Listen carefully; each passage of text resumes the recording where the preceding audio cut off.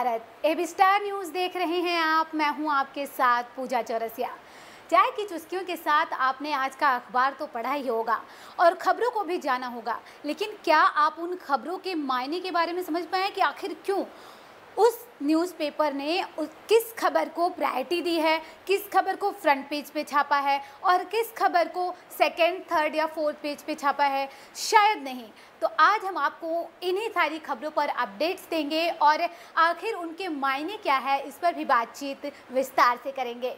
तो आज का दैनिक जागरण क्या कहता है, द इकोनॉमिक्स टाइम्स क्या कहता है, हिंदुस्तान क्या कहता है, अमर उजाला क्या कहता है, दैनिक भास्कर क्या कहता है, दैनिक जागरण क्या कहता है, तो इन तमाम न्यूज़पेपर की खबरों के बारे में हम विस्तार से चर्चा करेंगे और ये भी जानने की कोशिश करेंगे कि आखिर उस खबर के मायने क्या है, क्यों इस खबर को प्राथमिकता दी गई है। तो सबसे पहले बात कर लेते हैं जो है कोरोना की। जी हाँ, हम गुड मॉर्निंग भारत में आपको सबसे पहले कोरोना की अपडेट्स देते हैं, तो हम सबसे पहले इसी के बारे में बात करेंगे कि कैसे कोरोना के मामले भारत में लगातार बढ़ते जा रहे हैं। पिछले 24 घंटों का क्या आंकड़ा रहा है, पिछले 24 घंटे में मरने वालों की क्या संख्या रही है, इसके साथ ही रिकवरी रेट जो है कितनी ज़्यादा अच्छी हुई है और जो वैक्सीन जो तैयार की जा रही है, चाहे वो भारत हो, अमेरिका हो, ब्राज़ील हो, रसिया हो, चीन हो, उस पर भी बातचीत करेंगे कि आखिर वैक्सीन कौन से चरण में पहुंच गई है। जैसा कि रसिया की तरफ से जो है एक वैक्सीन स्पुतनिक वी का ऐलान पहले ही किया जा चुका है और इसे दुनिया का पहला कोरोना वैक्सीन कहा जा रहा है। तो इन तमाम चीज़ों के बारे में हम बातचीत करेंगे। तो भारत में कोविड-19 के नए मामलों की संख्या में वृद्धि लगातार जारी है। 24 घंटे में आए नए मामलों की संख्या 55,079 रही है। पिछले कुछ दिनों से देश में कोरोना के रोजाना 55,000 से ज़्यादा नए मामले सामने आए हैं। कोरोना महामारी की शुरुआत के बाद पहली बार भारत में रोजाना आने वाले नए केस का 7 दिन का औसत अमेरिका या ब्राज़ील से अधिक है। जी हाँ, जिस तरीके से लगातार मामले सामने आ रहे हैं, अब भारत जो है के आंकड़े जो है डरावने वाले हैं। लेकिन हम आपको बार बार ये कहते आ रहे हैं कि हमारे देश की रिकवरी रेट भी काफ़ी अच्छी है। अगर हम कल की बात करें तो जिस तरीके से कोरोना संक्रमण के जो मामले सामने आए थे पिछले 24 घंटे में, 24 घंटे की ही अगर हम बात करें तो ठीक होने वालों की संख्या में वो इजाफा हुआ था। जितने संक्रमण के मामले सामने आए थे उससे कहीं ज़्यादा लोग ठीक होकर घर लौटे हैं। कोरोना वैक्सीन के बारे में भी हम बातचीत कर लें कि आखिर कोरोना वैक्सीन को लेकर क्या कुछ चल रहा है। दैनिक जागरण इसके बारे में क्या कहता है, अमर उजाला क्या कहता है, इस पर भी हमारी नज़र लगातार बनी रहेगी। वहीं इसी बीच एक बड़ी खबर के बारे में आपको अपडेट्स दे दें कि अगर आप दिल्ली एनसीआर में रहते हैं तो झमाझम बारिश की शुरुआत हो चुकी है सुबह से ही। जी हाँ, अगर आप दफ्तर जा रहे हैं तो आप जो है छाता लेकर ज़रूर निकलें, क्योंकि बारिश बहुत जो है तेज़ हो रही है। पूरे दिल्ली एनसीआर में मौसम सुहाना हो गया है और लोगों को जो है गर्मी से निजात मिली है। वहीं किसानों के लिए भी अच्छी खबर है, उनकी फसलों के लिए। लेकिन जो राहत की बात यह है कि बारिश जो है दिल्ली एनसीआर में सुबह से ही लगातार जारी है और अगर आप भी दफ्तर जा रहे हैं तो हो सकता है कि आपको थोड़े से जो है ट्रैफिक का सामना करना पड़े। तो अगर आप दफ्तर जाने के लिए अगर आपको निकलना है तो आज आप थोड़ा पहले ही निकले, क्योंकि बारिश बहुत तेज़ बाहर हो रही है और मौसम जो है बहुत ही सुहाना हो गया है। तो कोरोना वायरस के बारे में हम बातचीत कर रहे थे कि किस तरीके से मामले जो है लगातार सामने आ रहे हैं और वैक्सीन की बात की जा रही थी कि वैक्सीन जो है भारत में जो है तीसरा चरण जो है कंप्लीट हो गया है और चौथे चरण की शुरुआत हो चुकी है। और भारत में जो वैक्सीन तैयार की जा रही है उसके जो है तीसरे चरण का जो है आज से जो है परीक्षण किया जाएगा। उसके बाद चौथे चरण में ये वैक्सीन जो है पहुंच जाएगी। तो इस वैक्सीन के बारे में बात कर लेते हैं कि देश में तेज़ी से पांव पसारते कोरोना वायरस पर नियंत्रण के लिए काम भी तेज़ी से हो रहा है। प्रधानमंत्री नरेंद्र मोदी ने भी लाल किले की प्राचीर से स्थिति साफ करते हुए कहा था कि देश में 3 वैक्सीन पर काम हो रहा है। जी हाँ, 1-2 नहीं बल्कि 3 वैक्सीन पर जो है हमारे भारत देश में काम चल रहा है। वहीं से लेकर मंगलवार को केंद्रीय स्वास्थ्य मंत्रालय और भारतीय आयुर्विज्ञान अनुसंधान परिषद यानी ICMR ने प्रेस कॉन्फ्रेंस की। इस दौरान स्वास्थ्य मंत्रालय के सचिव राजेश भूषण, नीति आयोग के सदस्य डॉक्टर VK पॉल और ICMR के महानिदेशक डॉक्टर बलराम भार्गव ने देश में कोरोना वैक्सीन की स्थिति को लेकर जानकारियां दी है। जी हाँ, वैक्सीन का जो ट्रायल है वो कहां तक पहुंचा है, इस पर भी जो है जानकारी स्वास्थ्य मंत्रालय की तरफ से दी गई। डॉक्टर पॉल ने कहा है कि देश में कोरोना की 3 वैक्सीन पर काम हो रहा है जो अलग अलग चरणों में हैं। इसमें से एक वैक्सीन बुधवार को ट्रायल के तीसरे चरण में पहुंच जाएगी, यानी कि आज तीसरे चरण का एक वैक्सीन जो तीन वैक्सीन पे जो परीक्षण किया जा रहा है, जो काम चल रहा है भारत में, वो उसमें से एक वैक्सीन में जो है आज तीसरे परीक्षण में पहुंच गया है, जबकि अभी अन्य जो 2 वैक्सीन है वो दूसरे चरण में है। हालांकि उन्होंने इसका नाम नहीं बताया है। उन्होंने कहा कि हम सही दिशा में आगे बढ़ रहे हैं, वैक्सीन की सप्लाई चेन भी शुरू होगी।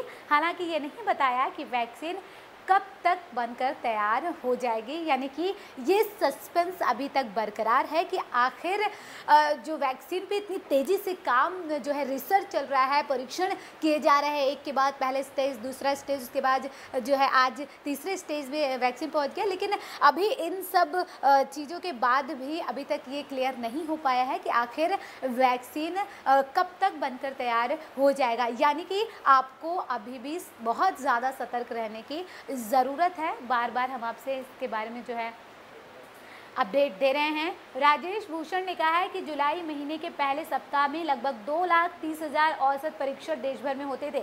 अब ये संख्या बढ़कर 8,08,000 औसत परीक्षण प्रति सप्ताह हो गई है। देश में कोरोना वायरस संक्रमण की वजह से मृत्यु दर भी 2% से नीचे, यानी कि 1.92% पहुँच गया है और साप्ताहिक औसत मृत्यु दर जो है वो 1.94% जो है हो गए है, यानी कि जो मृत्यु दर है वो बहुत ज़्यादा कम हो गया है। जिस तरीके से मामले लगातार सामने आए, तो कुछ और खबरें क्या कहती हैं अमर उजाला की अगर हम बात करें तो राज्य की खबरों की अगर हम बातचीत कर लें कि राज्य में क्या कुछ चल रहा है, अखबार कैसे उन राज्यों की खबरों को देखते हैं, कैसे उस पर जो है हम बातचीत कर सकते हैं, इस पर भी बात करें तो चुनाव से पहले बिहार सरकार का शिक्षकों को तोहफा, 15% बढ़ाया मूल वेतन। जी हाँ, एक अच्छी खबर बिहार के शिक्षकों के लिए है, जहाँ चुनाव से पहले, जी हाँ, विधानसभा के चुनाव होने वाले हैं बिहार में। अब ऐसे में नीतीश सरकार ने बिहार के शिक्षकों को बड़ा तोहफा दिया है। इस पर भी बातचीत करें कि इस साल होने वाले विधानसभा चुनाव से पहले बिहार सरकार ने राज्य के शिक्षकों को बड़ा तोहफा दिया है। पंचायती राज संस्थाओं और नगर निकायों में तैनात शिक्षकों और मुख्य लाइब्रेरियन के मूल वेतन में नीतीश सरकार ने मंगलवार को 15% की वृद्धि करने का फैसला लिया। ये वृद्धि 1 अप्रैल 2021 से लागू हो जाएगी, यानी कि ये जो बदलाव किया गया है, जो शिक्षकों को नया तोहफा दिया गया है, ये 1 अप्रैल 2021 से लागू हो जाएगी। यानी कि विधानसभा चुनाव से पहले नीतीश सरकार ने ये नया दांव खेला है शिक्षकों को लुभाने के लिए। शिक्षक अगर वोट बैंक की बात करें तो उनको लुभाने के लिए कहीं ना कहीं इस जो है इसको देखा जा सकता है कि बड़ा तोहफा बिहार सरकार की तरफ से दिया गया है। इसके साथ ही बिहार कैबिनेट ने इन शिक्षकों की नई सेवा शर्त नियमावली को मंजूरी दे दी है। इसके अनुसार 3.5 लाख से अधिक शिक्षकों को, मुख्य लाइब्रेरियन को कर्मचारी भविष्य निधि यानी EPF का लाभ सितंबर 2020 से ही शुरू हो जाएगा। मुख्यमंत्री नीतीश कुमार की अध्यक्षता में हुई कैबिनेट बैठक में ये फैसला लिया गया। इस बैठक के बाद राज्य शिक्षा विभाग के अपर मुख्य सचिव RK महाजन ने बताया कि शिक्षकों के EPF में 13% हिस्सा राज्य सरकार देगी। इसमें 12% राशि शिक्षकों के PF खाते में और 1% राशि EPFO को जाएगी। महाजन ने कहा कि EPF का लाभ भी एक तरह से वेतन वृद्धि ही है, यानी कि पूरी तरीके से जो है शिक्षकों को लुभाने की कोशिश बिहार में जो है नीतीश सरकार की तरफ से जारी है। ईपीएफ का लाभ दिए जाने के फैसले से सरकार पर सालाना 815 करोड़ रुपए का भार बढ़ेगा। यानी कि जो बिहार सरकार की तरफ से जो फैसला लिया गया है, जो बड़ा तोहफा दिया गया है शिक्षकों को, इससे बिहार सरकार पर कितना भार बढ़ने वाला है ये हम बता रहे हैं आपको कि 815 करोड़ का जो है भार अब बिहार सरकार को और जो है उठाना पड़ेगा जब से ये नियम लागू हो जाएंगे। वहीं वेतन में वृद्धि करने का निर्णय सरकार पर 1950 करोड़ रुपए का अतिरिक्त भार डालेगा। यानी कि एक बड़ी रकम जो है उसका भार पड़ेगा बिहार सरकार की तरफ से 1950 करोड़। जिस तरीके से शिक्षकों के वेतन में वृद्धि की बात की जा रही है नीतीश कुमार की तरफ से, यानी कि अब जब ये नियम लागू हो जाएंगे 1 अप्रैल 2021 से, तब 1950 करोड़ का अतिरिक्त लाभ बिहार सरकार पर पड़ेगा। महाजन ने कहा कि सरकार इसी साल से शिक्षकों का वेतन बढ़ाना चाहती थी, लेकिन कोरोना महामारी के चलते आर्थिक स्थिति इसके पक्ष में नहीं है। यानी कि कोरोना महामारी को कहीं ना कहीं इसमें एक बड़ा कारण दिया गया है कि आर्थिक स्थिति में हम नहीं हैं। अगर ऐसा होता, अगर कोरोना महामारी नहीं होती, तो ये कहा जा रहा है कि जो शिक्षकों के वेतन में वृद्धि की बात 1 अप्रैल 2021 से की जा रही है वो इसी साल से लागू कर दी जाती। यानी कि कोरोना महामारी का कितना असर पड़ रहा है, चाहे वो राज्य हो, केंद्र हो, जो है आम जनता हो, कहीं ना कहीं उसका असर दिखाई पड़ रहा है। आर्थिक तौर पर भी इसका हवाला भी दिया गया है। वहीं कुछ और खबरों की बात करें कि और क्या कुछ चल रहा है देश दुनिया में, दैनिक जागरण क्या कहता है। राज्य की खबरों के बारे में हम बातचीत कर रहे हैं तो एक ऐसा मुद्दा जो काफ़ी सालों से जो है लंबित है, विवाद सुलझने का नाम ले रहा है, वो है SYL यानी कि सतलुज यमुना लिंक। ये बहुत ही पुराना मामला है और इस पर लगातार जो है कहा जा रहा है कि जल्द से जल्द इस मामले को सुलझा लिया जाए। न्यायालय की तरफ से भी लगातार कोशिश की जा रही है, जिसके बाद केंद्र को मध्यस्थता करने के लिए कहा गया है पंजाब और हरियाणा सरकार के बीच में। इस खबर के बारे में भी हम विस्तार से चर्चा कर लेते हैं कि आखिर अब इसमें क्या नया अपडेट्स आया है, किस तरीके से अब इस पर काम होने वाला है। क्या केंद्र सरकार की मध्यस्थता के बाद जो ये विवाद है, वर्षों पुराना विवाद, करीब 1992 से ये पूरा विवाद चलता आ रहा है, तो क्या वो विवाद सुलझ जाएगा। हालांकि जो बैठक हुई है वीडियो कॉन्फ्रेंसिंग के ज़रिए, चाहे वो हरियाणा की सरकार हो चाहे पंजाब की सरकार हो, वीडियो कॉन्फ्रेंसिंग के ज़रिए जो है बातचीत की गई है, केंद्र को मध्यस्थता करने के लिए कहा गया है। अब ये पूरी खबर के बारे में हम बातचीत विस्तार से कर लेते हैं। तो SYL पर अमरिंदर की बड़ी चेतावनी, बोले नहर बनी तो जल उठेगा पंजाब, राष्ट्रीय सुरक्षा को भी खतरा। यानी कि जो ये विवाद है, कहीं ना कहीं जिस तरीके से पंजाब के मुख्यमंत्री कैप्टन अमरिंदर सिंह ने चेतावनी दी है, वो अभी सुलझता नहीं दिख रहा है कि मामला इतनी जल्दी सुलझ जाएगा। हालांकि हरियाणा सरकार की तरफ से लगातार ये कोशिश की जा रही है कि जल्द से जल्द ये विवाद सुलझ जाए, जिससे उनका जो हिस्सा है वो उन्हें मिल सके और पानी हरियाणा की सरकार को जो है हरियाणा के लोगों को मिल सके। यानी कि SYL मुद्दे पर हरियाणा के मुख्यमंत्री मनोहर लाल खट्टर और केंद्रीय जल शक्ति मंत्री गजेंद्र सिंह शेखावत और से वार्ता के दौरान पंजाब के मुख्यमंत्री कैप्टन अमरिंदर सिंह ने बड़ी चेतावनी दी। उन्होंने कहा कि SYL नहर अगर बनती है तो इससे पंजाब में आग लग जाएगी। आखिर उन्होंने ये क्यों कहा, इसके बारे में भी हम बातचीत कर लेते हैं कि अगर ये मुद्दा सुलझता है तो पंजाब में आग कैसे लगेगी, कैसे राष्ट्रीय सुरक्षा को जो है खतरा है, इस पर भी हम बातचीत कर लेते हैं। ऐसे में ये मुद्दा राष्ट्रीय सुरक्षा के लिए भी खतरा खड़ा कर सकता है। इस मुद्दे को राष्ट्रीय परिप्रेक्ष्य में देखा जाना चाहिए। पाकिस्तान लगातार पंजाब में माहौल ख़राब करने की कोशिश करता आ रहा है। पानी का मुद्दा इसे और भड़का सकता है।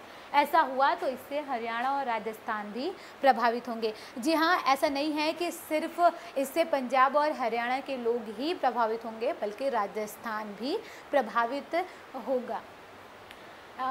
कैप्टन ने मंगलवार को सतलुज यमुना लिंक नहर को लेकर केंद्रीय जल शक्ति मंत्री गजेंद्र सिंह शेखावत को हरियाणा के मुख्यमंत्री मनोहर लाल खट्टर के साथ बातचीत में वीडियो कॉन्फ्रेंसिंग के जरिए वो शामिल हुए थे। और इस दौरान उन्होंने कहा कि जब 2004 में उन्होंने सभी राज्यों के साथ हुए जल समझौते रद्द करने के लिए बिल पास कराया था, उस समय भी ये रिपोर्ट आ रही थी कि प्रदर्शन हिंसा में बदल सकते हैं।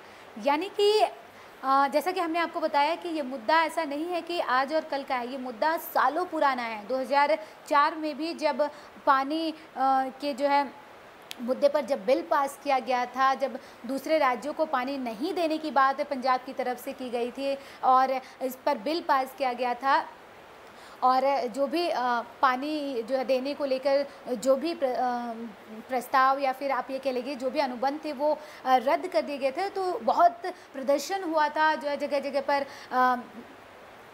प्रदर्शन किए गए, जिसके बाद भी हिंसा का रूप ले सकता था प्रदर्शन। ये पंजाब के मुख्यमंत्री कैप्टन अमरिंदर की तरफ से ये हवाला दिया गया है इस मुद्दे को लेकर। जिस तरीके से सतलुज यमुना लिंक नहर को लेकर ये बार बार कहा जा रहा है कि इस विवाद को सुलझा लिया जाए, तो अमरिंदर सिंह की तरफ से ये कहा जा रहा है कि अगर ऐसा होता है तो पंजाब जल उठेगा। इसके साथ ही उन्होंने ये भी कहा है कि पाकिस्तान पहले से ही किस तरीके से पानी के मुद्दे को लेकर जो है हिंसा भड़काने की कोशिश कर चुका है, कैसे वो हस्तक्षेप करने की लगातार कोशिश करता है, इसके ये भी तमाम बातें की जा रही हैं। तो पंजाब के मुख्यमंत्री कैप्टन अमरिंदर सिंह ने चंडीगढ़ में कहा कि हमें इस मुद्दे को राष्ट्रीय सुरक्षा के परिप्रेक्ष्य से देखना चाहिए। यदि हम सतलुज यमुना लिंक नहर के निर्माण को लेकर आगे बढ़े तो पंजाब जल उठेगा और राष्ट्रीय समस्या बन जाएगा।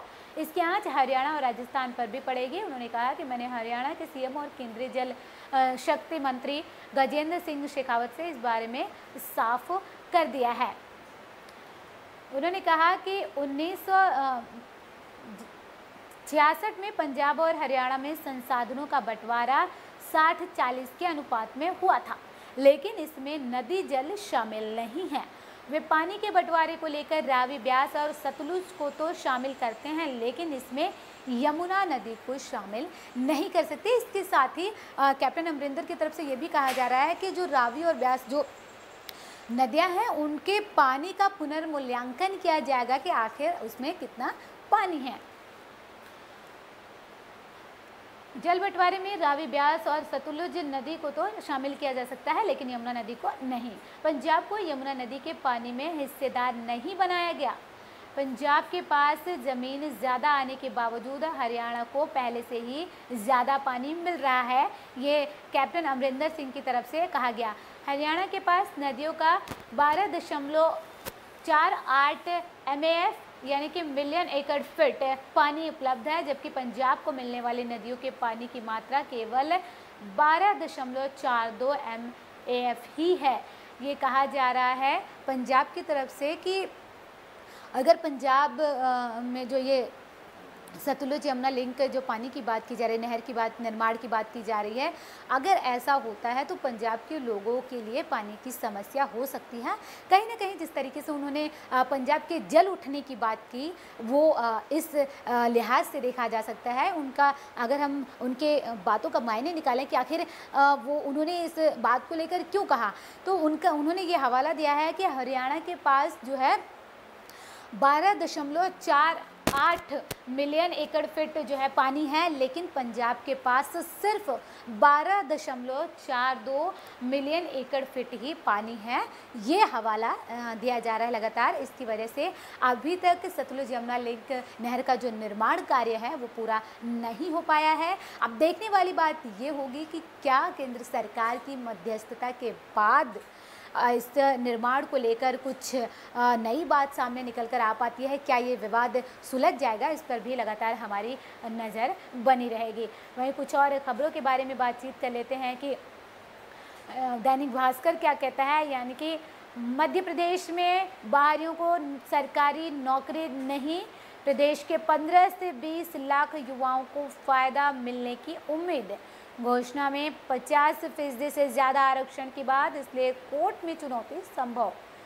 एक बड़ी खबर हम आपको जो बता रहे हैं कि मध्य प्रदेश सरकार की तरफ से क्या ऐलान किया गया है, और मध्य प्रदेश सरकार यानी कि शिवराज सिंह चौहान ने ये बड़ा ऐलान किया है कि बाहरी लोगों को मध्य प्रदेश में सरकारी नौकरी नहीं दी जाएगी।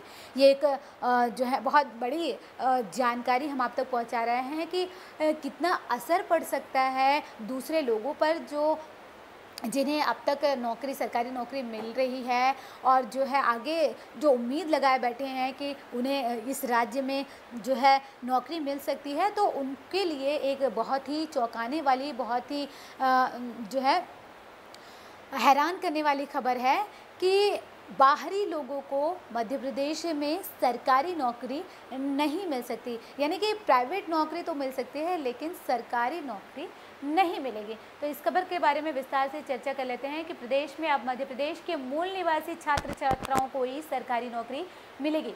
यानी कि इस ऐलान के बाद से जो मध्य प्रदेश के जो लोग हैं, मध्य प्रदेश के जो छात्र छात्राएं हैं, उनके लिए एक ये बहुत अच्छी खबर हो सकती है। बहुत ही अच्छी खबर है, हो सकती नहीं बल्कि बहुत अच्छी खबर है कि उनको जो है अपने ही राज्य में आसानी से सरकारी नौकरी मिल सकेगी, क्योंकि अगर दूसरे राज्य के लोगों को सरकारी नौकरी इस राज्य में नहीं मिलेगी तो कहीं ना कहीं इस राज्य के लोगों को इसका फ़ायदा मिलेगा।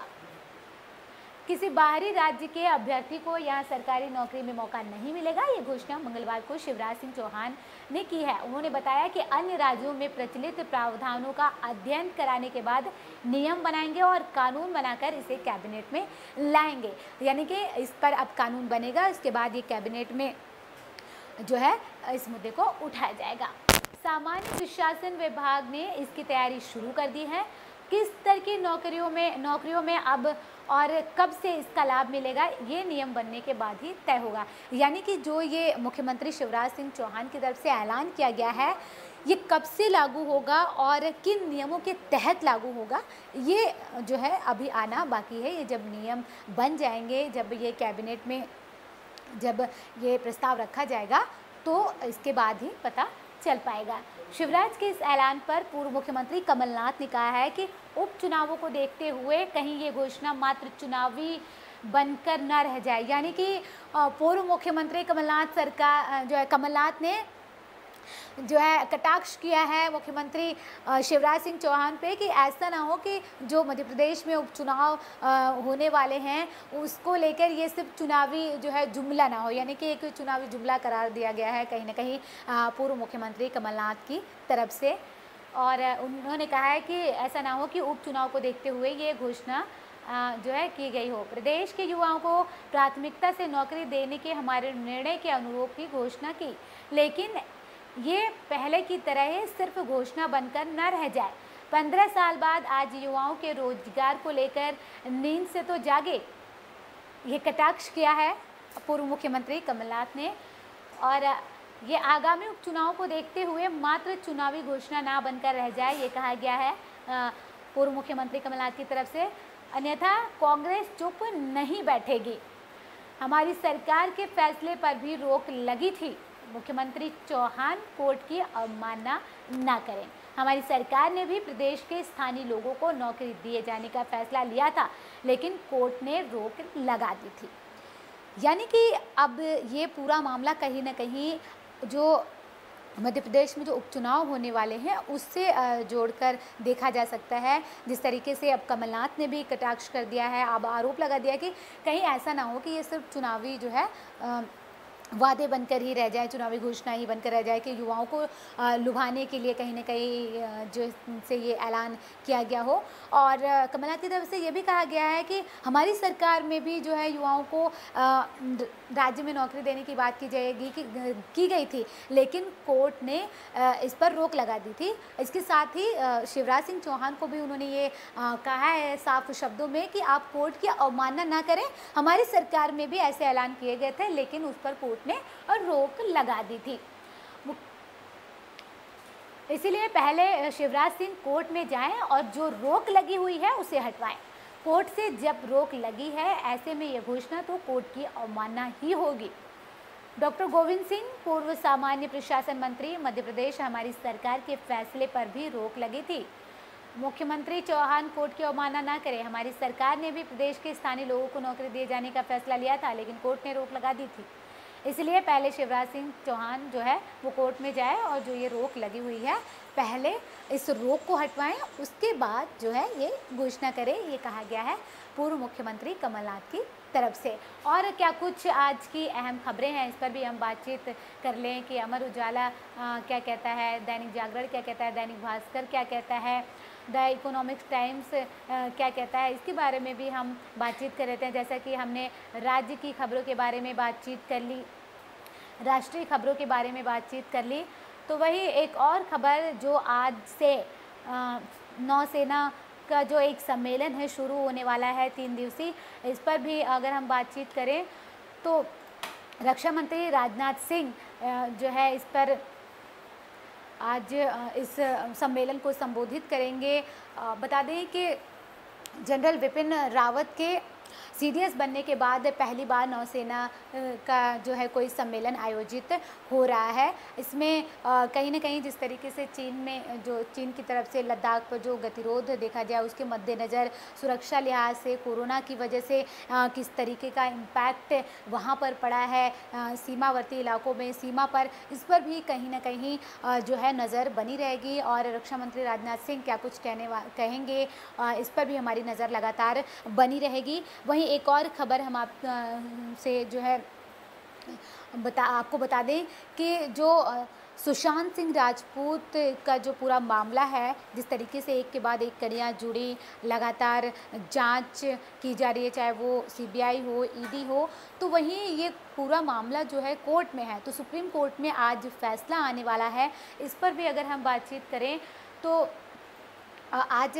11 बजे सुप्रीम कोर्ट अपना फैसला जो है सुनाएगा कि सीबीआई जांच करेगी या नहीं। आपको बता दें कि रिया चक्रवर्ती ने यह हवाला दिया है कि पटना जो बिहार सरकार है जो है जो पटना में जो केस दायर किया गया है वो कहीं ना कहीं उनके अधिकार क्षेत्र में नहीं आता है, इसलिए केस को जो है मुंबई में ट्रांसफ़र किया जाए।